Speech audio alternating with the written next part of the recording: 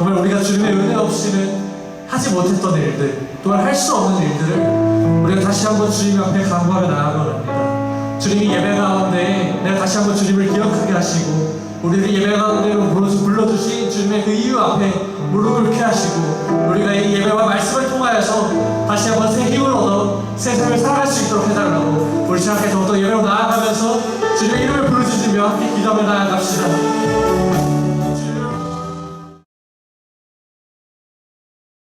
하나님께서 우리에게 주신 말씀, 신약 야고보서 2장 1절에서 13절 말씀입니다. 신약 373면 전후에 있는 야고보서 2장 1절에서 13절 말씀, 성경책 있으신 분은 꼭 찾아보시고요. 우리는 지금 순서대로 야고보 강의를 진행하고 있습니다. 야고보서에 대해서 다시 은혜를 기억하고 싶은 분들은 우리 젊은이 채널에 유튜브에 올라가 있으니까 보시고 또 복습하고 말씀을 공부할 수 있습니다. 야고보서 2장 1절에서 13절 말씀 우리 천천히 같이 읽어 내려가면 좋을 것 같아요.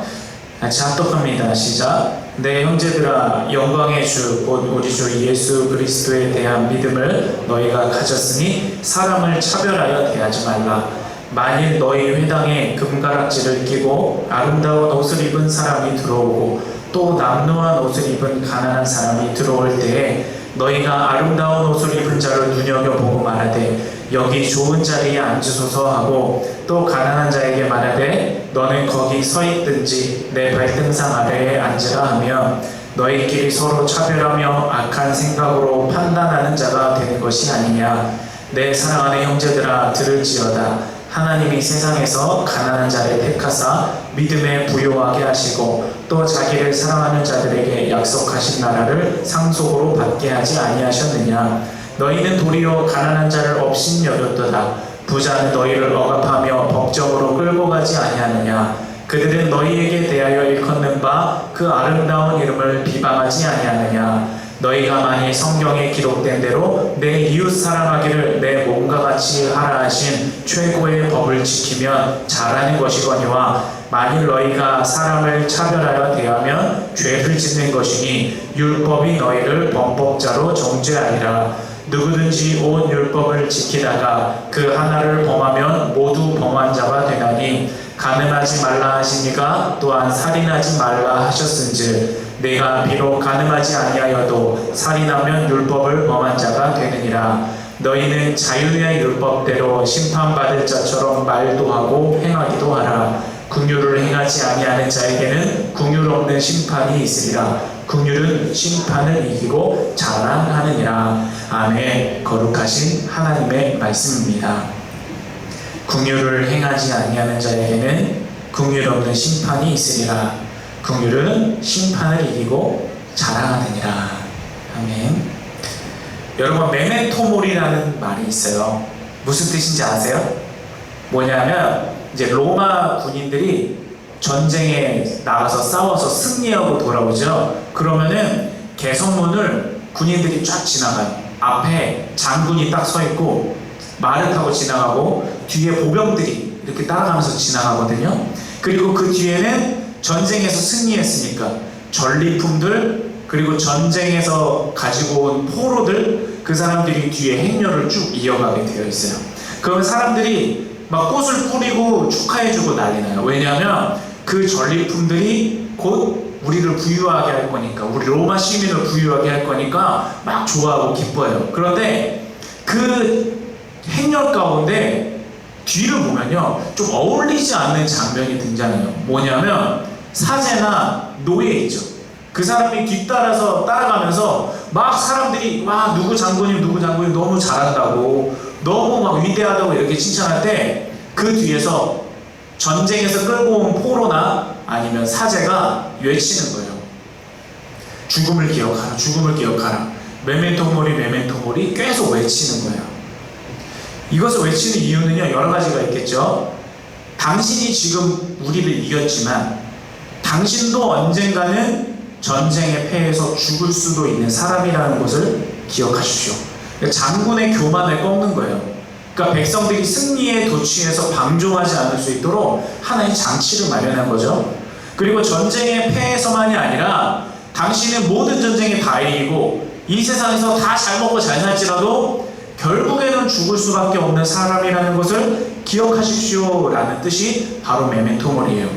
죽을 수밖에 없는 인생이라는 것을 깨닫게 하면서 개선행렬의 영광에 취하는 대신 겸손하라는 뜻이죠. 이와 비슷한 선례는 하나 더 있어요. 여러분 알렉산더 대왕 아세요? 정복자 알렉산더 대왕이 있는데 그 아버지 필립 2세가 있었어요. 그리고 필립 2세에게는 아주 특이한 직무를 가진 신하가 있었대요. 그 신하는 계속 필립 2세가 그 왕이 아침에 일어나서 밤에 잠들 때까지 무슨 일이 있으면 옆에 서 있다가 계속 이야기를 하는 거예요. 폐하, 당신은 언젠가 죽습니다. 이 말만 계속하는 신한 거예요.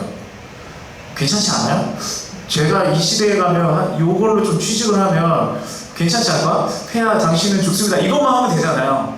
굉장히 좀 괜찮을 것 같기도 하고, 근데 또 폐하가 기분이 나쁘면은 팍 이렇게 할 수도 있으니까 좀 위험한 직업인 것 같기도 하고, 아무튼 그런 것들이 많이 있었대요.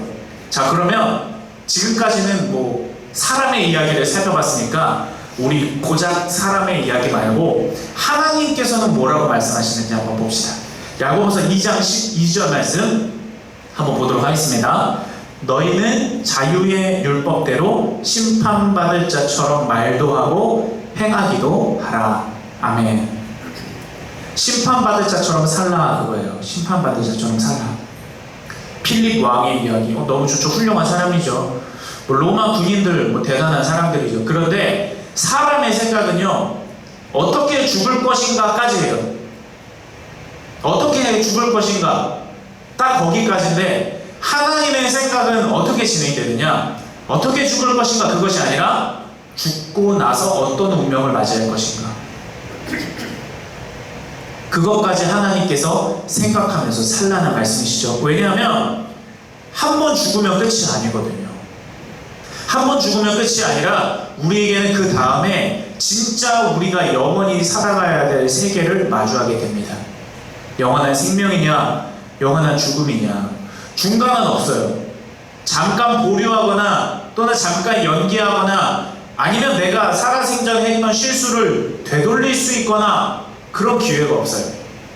이미 죽고 나면 영원한 생명, 영원한 죽음, 둘 가운데서 평생 살아가야 됩니다. 그러면 우리가 어떻게 하면 이렇게 심판받을 자처럼 생각하면서 살 수 있을까?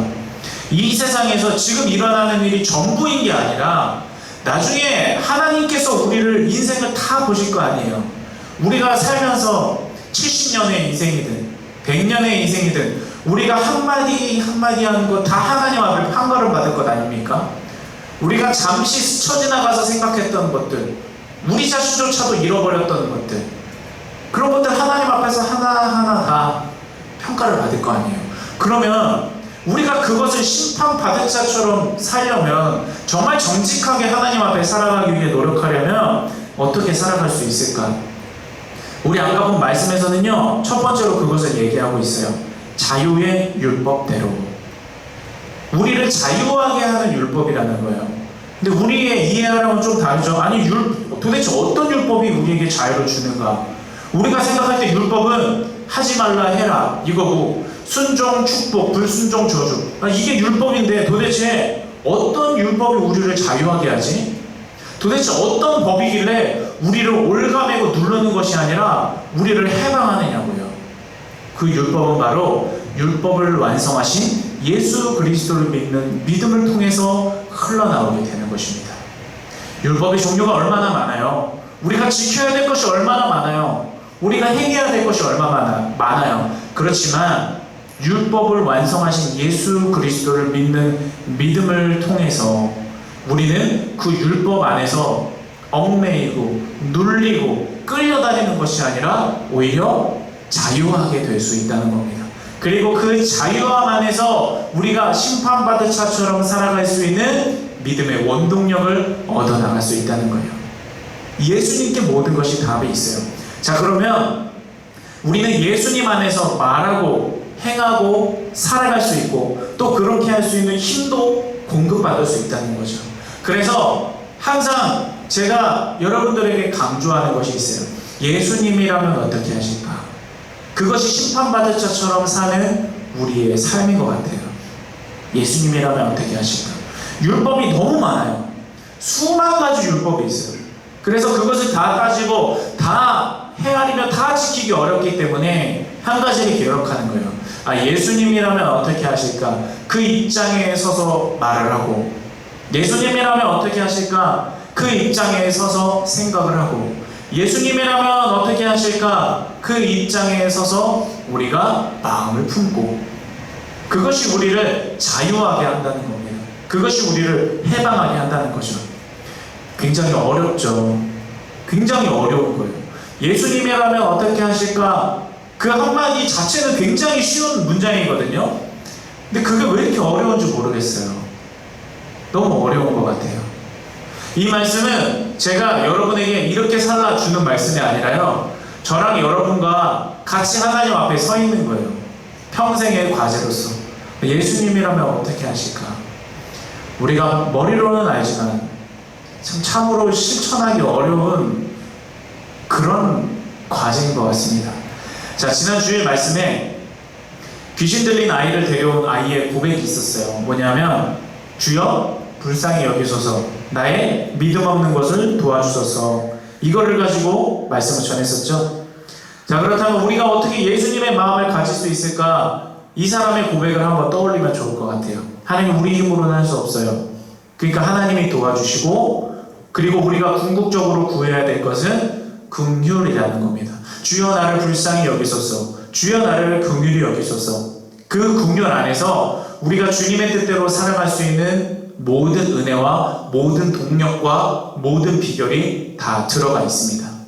이 긍휼의 위력에 대해서 좀 설명할게요. 여러분, 긍휼히 여긴다는 거, 불쌍히 여긴다는 뜻이거든요. 가엽게 여긴다는 뜻이에요. 이 단어가 강력해 보여요, 약해 보여요? 그렇게 강력해 보이지 않죠. 긍휼이라는 단어, 그렇게 센 단어 같지는 않은 것 같아요. 그런데 여러분, 이 긍휼이라는 단어가 가장 위력 있는 말씀 중에 하나예요. 제가 그 이유를 설명해 드릴게요. 자, 하나님이, 우리는 죄인이죠. 근데 하나님이 왜 죄인인 우리를 쓸어버리지 않고 구원하셨을까? 그 하나님의 구원의 동기가 뭘 것 같아요? 우리를 긍휼히 여겨서 그런 거예요. 그러니까 긍휼의 위력이 굉장한 거예요. 하나님이 봤을 때 하나님이 인간이 되게 만들게 하는 게 긍휼이에요. 하나님이 인간이 되셔서 우리 대신에, 인간의 손에 의해서 우리 대신에 죽게 만드는 거, 그게 긍휼이에요. 하나님 마음에 일어나는 긍휼.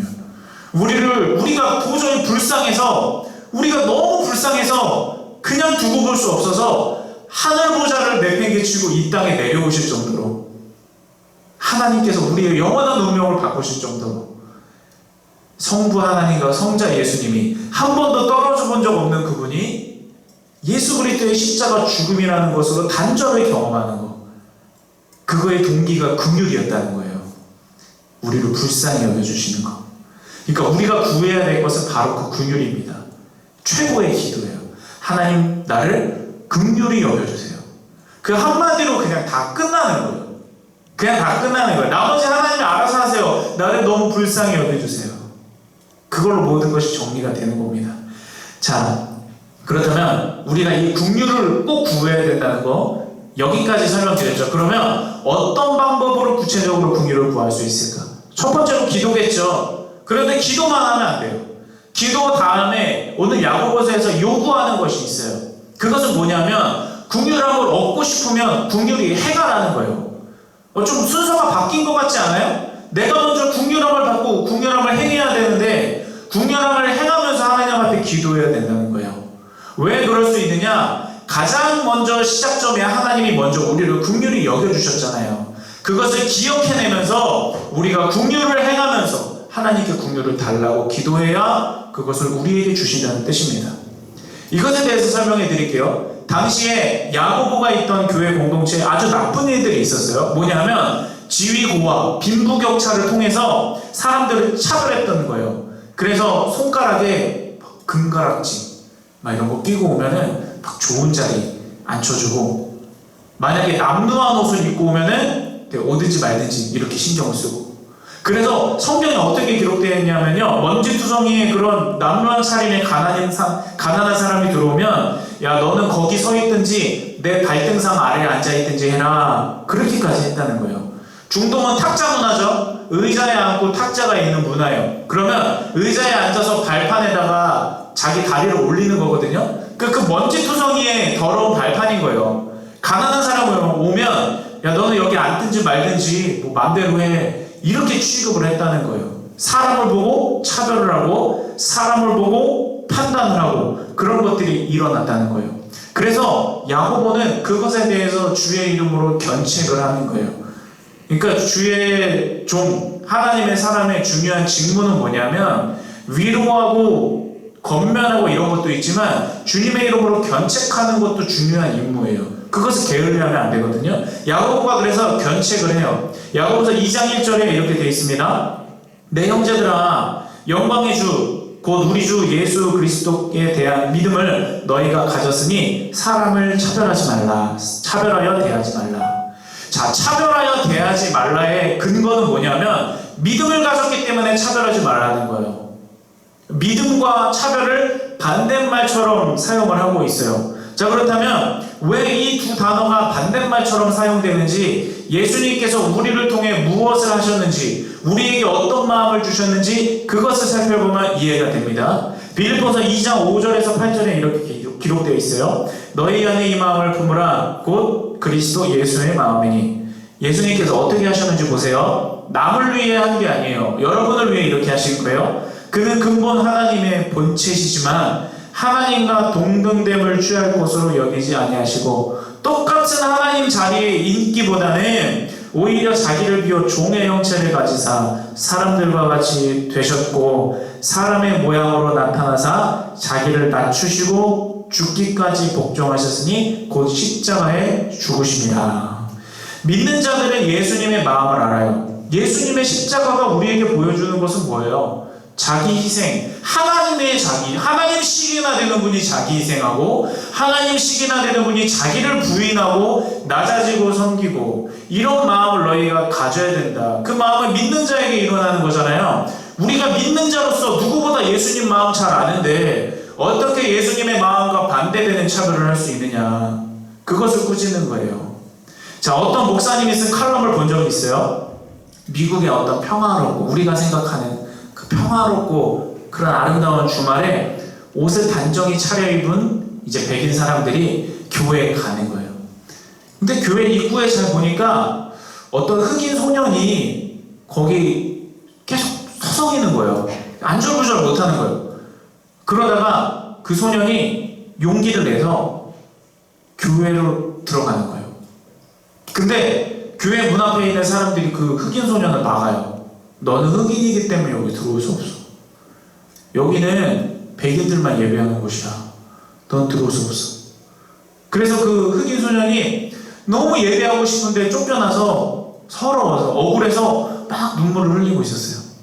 근데 어떤 분이 그 소년의 등을 막 이렇게 쓰다듬는 거예요. 따스하게 막 쓰다듬어요. 소년이 누군지 하고 딱 보니까 예수님이에요. 그래서 소년이 예수님께 막 물어요. 예수님, 저도 예수님 예배하고 싶은데 저도 저 예배당에 들어가서 나도 다른 사람들과 똑같이 하나님을 예배하고 싶은데 왜 나는 안 돼요? 나도 저기 들어가고 싶어요.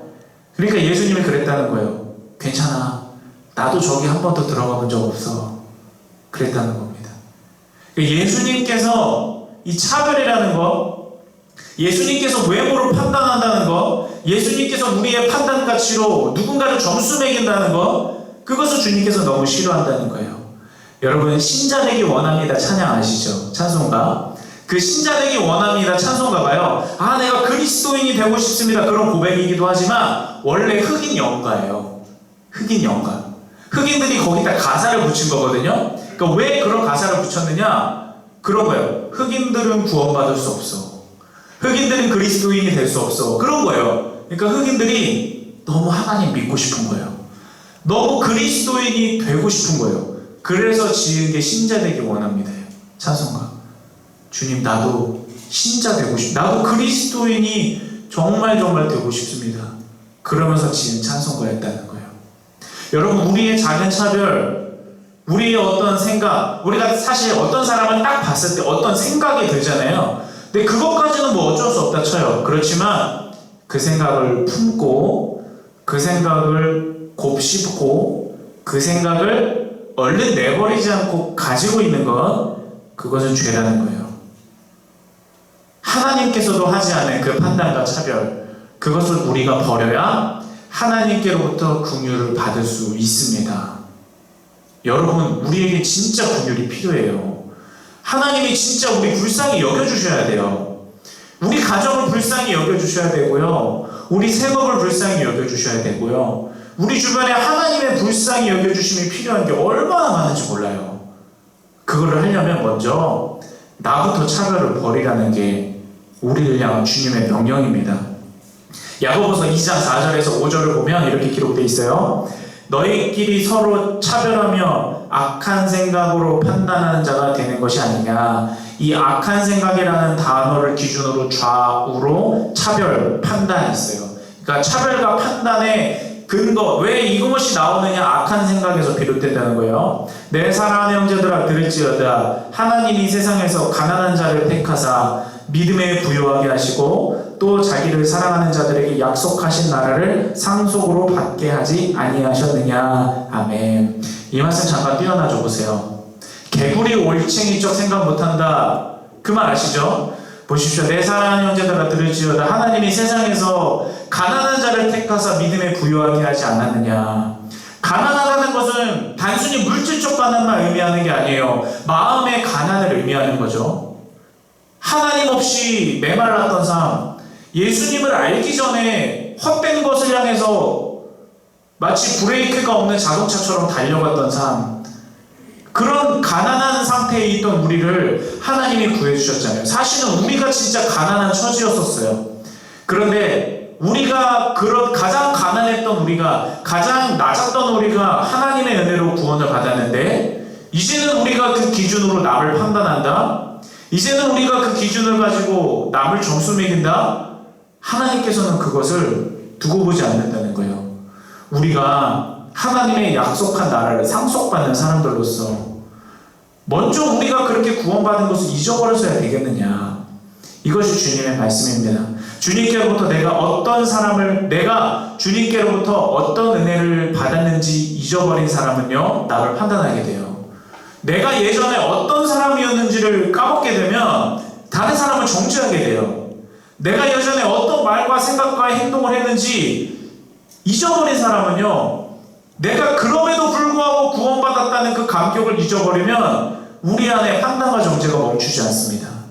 우리는 가장 불쌍했던 우리가 구원받았음을 기억하고 주님 앞에 겸손해야 돼요. 머리를 숙여야 됩니다. 그것이 우리가 오늘 말씀 앞에 해야 되는 일인 줄로 믿습니다. 오늘 본문에서 이러한 내용을 다 포함해서 일목요연하게 굉장히 통쾌하게 하시는 말씀이 있어요. 야고보서 2장 8절에서 9절 보십시오. 우리는 이제 강해 설교이기 때문에 수요일은 성경책을 가지고 오시면 훨씬 좋습니다. 자, 2장 8절에서 9절 보십시오. 너희가 만일 성경에 기록된 대로, 전 이 말이 제일 좋아요. 간단하잖아요. 야, 우리 성경대로 하자. 그냥 끝났죠? 설명 필요 없어요. 왜 성경대로 하자고, 그 말이에요. 성경대로 합시다. 뭐 필요 없고, 다른 어떤 이유, 여하 그런 거 다 필요 없고, 그냥 성경대로 합시다. 제일 좋은 말 같아요. 성경대로 내 이웃 사랑하기를 내 몸같이 하라 하신 최고의 법을 지키면 잘하는 것이거니와, 만일 너희가 사람을 차별해야 대하면 죄를 짓는 거래요. 죄. 율법이 너희를 범법자로 정죄하리라. 예수님께서는 네 마음과 목숨과 뜻과 힘을 다해 하나님 사랑하라고 하셨죠. 하나님 사랑하는 건 어렵지 않아요. 그쵸? 하나님 사랑하는 거 어렵지 않지. 이웃을 사랑하는 게 너무 어려워서 그렇잖아요. 내 이웃도 내 자신같이 사랑하라 말씀하셨어요. 이것보다 더 큰 계명이 없다. 최상의 개념으로 주님께서 지정을 해주셨습니다. 어려워요. 진짜 어려워요. 그러나 우리는 성경대로 해야 돼요. 100번 우리가 시도를 하면 글쎄요, 몇 번이나 성공할 수 있을까? 승률이. 내가 내 이웃까지 그렇게 사랑해내려면 100번 도전해서 몇 %나 승률을 건질 수 있을까? 많이 실패할 거예요. 대다수 실패할 거예요. 그럼에도 불구하고 우리는 또 도전해야 돼요. 왜냐하면 말씀대로 살려고 피 흘리는 것, 그것이 우리의 정체성이기 때문이에요. 성공했냐 못했느냐 그건 둘째 문제고요. 일단 우리는 그렇게 살려고 노력을 해야 돼요. 그렇게 살려고 피 흘리고, 그렇게 살다가 상처 입고, 그렇게 살다가 흉터를 가지고 그것을 하나님한테 내어 보이는 거, 그게 기도예요. 하나님, 저 이만큼 상처 입었어요. 하나님 말씀 지키려다가 저 이만큼 흉터 입었어요. 나 하나님 말씀 지키려다가 이만큼 손해 입었어요. 하나님은 그것을 우리에게 자랑으로 여겨주신다는 거예요. 하나님이 그것을 반드시 잊지 않고 기억해 주세요. 그것이 마지막 날에 여러분의 지워지지 않는 자랑거리가 될 겁니다. 여러분 그 영원한 것을 보시고 심판받은 자처럼 주님을 바라볼 수 있게 되기를 주님의 이름으로 소원합니다. 자, 말씀을 결론 맺겠습니다. 우리는 하나님께 긍휼히 여김을 받아야 돼요. 하나님께서 우리를 불쌍히 여겨주지 않으면 우리에게 구원은 없어요. 뿐만 아니라 우리에게 어떤 일도 일어나지 않아요. 우리에겐 불쌍히 여겨주심이 반드시 필요해요. 그러므로 우리가 그것을 구해야 돼요. 이것을 가장 진실하게 구해야 돼요. 그리고 하나님께 긍휼을 구하는 최고의 방법은 우리가 긍휼을 베푸는 것이라고 했습니다. 야고보서 2장 13절 말씀과 예수님께서 하신 마태복음 말씀 보세요. 긍휼을 행하지 아니하는 자에게는 긍휼 없는 심판이 있으리라. 어떻게 다른 시각으로 해석할 수 있는 방법이 없어요. 긍휼이 없는 자에게는 긍휼함이 없는 심판이 있으리라. 너무 거두절미하고 명확하고 분명해요. 다른 시각으로 해석할 수 있는 여지가 없어요. 긍휼은 심판을 이기고 자랑하느니라. 보십시오. 심판이라는 단어가 더 높이 있는 것 같아요. 그쵸? 상위에 있는 단어인 것 같은 느낌을 줘요. 근데 사실 성경을 보면 심판이라는 단어 상위에 있는 개념이 긍휼이에요. 긍휼히 여기면 심판도 이긴대요. 그리고 자랑을 하게 된대요. 이게 긍휼함의 위력인 거예요. 긍휼히 여겨주셔서 약해 빠진 기도, 볼품없는 기도, 그것이 아니에요. 긍휼히 여겨주셔서 최고의 기도예요. 1티어 기도예요. 1티어 기도. 긍휼히 여겨주셔서, 불쌍히 여겨주셔서, 가엾게 여겨주셔서, 측은히 여겨주셔서, 어여삐 여겨주셔서. 저는 이 기도만 해요. 계속 단어만 바꿔가면서. 이 기도가 최고의 기도인 것 같아서. 여러분 가운데 성령께서 동감하는 마음을 주신다면 이 기도로 하나님의 긍휼을 얻을 수 있기를 바랍니다. 예수님 말씀 보세요. 비판하지 아니하려거든 비판하지 말라. 너희가 비판하는 그 비판으로 너희가 비판받을 것이요 너희가 헤아리는 그 헤아림으로 너희가 헤아림을 받을 것이니라. 아멘. 이 예수님의 말씀 앞에 우리가 우리 자신을 정직하게 세우고 결단하기 원합니다. 긍휼히 여기는 자는 긍휼히 여김을 받습니다. 기도는 말이 아니라 내가 살아온 것을 드리는 거예요. 기도는 단순히 문장을 만들어내는 것이 아니라 하나님 앞에 내 지나온 족적을 드리는 거예요. 내 지나온 상처와 발걸음과 모든 삶의 결을 다 하나님 앞에 올려드리는 거거든요. 그럴 때 하나님께서는 우리에게 응답하여 주십니다. 야고보 저자는 계속 말해요. 기도해야지, 믿어야지, 그게 최고지. 근데 행동해야 돼. 행동하는 믿음, 행동하는 기도, 행동하는 긍휼, 그래야 온전해질 수 있다고 말합니다. 여러분, 우리가 하나님께 얻고 싶은 것을 먼저 행하기 바랍니다. 긍휼히 여겨야 되는데, 여러분 이 시간 성령께서 누굴 떠올리게 하세요? 긍휼히 여겨야 되는 사람, 긍휼히 여겨야 되는 상황, 내 마음을 바꿔야 되는 거, 시선을 바꿔야 되는 거, 고쳐 먹어야 되는 거, 내가 고집을 부릴 수 있고 내 의견을 낼 수 있지만 꺾어야 되는 거, 또는 내가 어떠한 이유와 어떠한 해명을 요구할 수 있지만 그렇게 하지 않게 만드는 거, 또는 내가 내 성질대로 할 수 있고 내 성질대로 설 수 있지만 내가 행복하게 그것을 기꺼이 내려놓을 수 있게 하는 거, 여러분 그것이 무엇인지 떠올려 보십시오. 그리고 오늘 그 긍휼을 구할 때 하나님께서 그것을 은혜로 바꿔주실 줄로 믿습니다. 여기는 우리 모두가 그 긍휼을 구하고 긍휼을 행함을 통해 하나님께서 주시는 긍휼함을 얻게 되기를 주님의 이름으로 축복합니다. 아멘.